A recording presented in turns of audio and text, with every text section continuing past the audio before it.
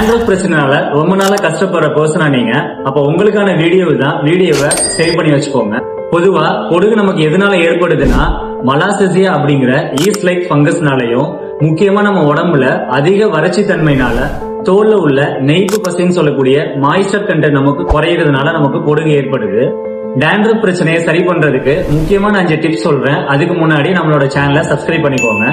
Tips 1, வெள்ளை மிளகுன்னு சொல்லக்கூடிய white பேப்பரை 10 கிராம் எடுத்து அதை பால் விட்டு நல்லா அரைச்சு பேஸ்ட் ஃபார்மேட்ல எடுத்து நம்ம தலை ஃபுல்லா அப்ளை பண்ணி ஒரு 1 hour கழிச்சு நம்ம குளிச்சுட்டு வரலாம்.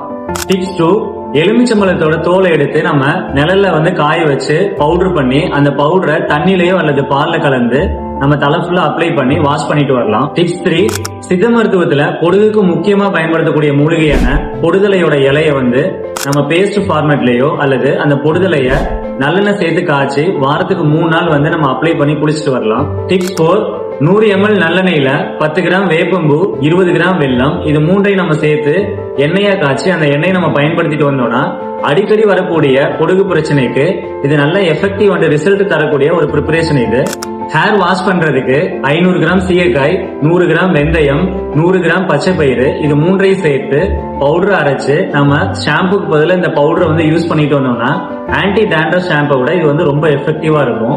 இது மட்டும் இல்லாம பொடுகுக்கு ஒரு நிரந்தர தீர்வு வேணும்னா வாரத்துக்கு 2 நாள் எண்ணெய் குளியல் சிகிச்சை முறையும், உணவுல நெய்ப்புத்தன்மை உள்ள பால், வெண்ணெய், நெய் போன்ற உணவுகளையும், மலச்சிக்கல் பிரச்சனை இல்லாமையும் பார்த்துட்டு வந்தோம்னா நம்ம உடம்புல அதிக வறட்சி தன்மை நீங்கி நமக்கு பொடுகு பிரச்சனை வராம தடுக்க முடியும்.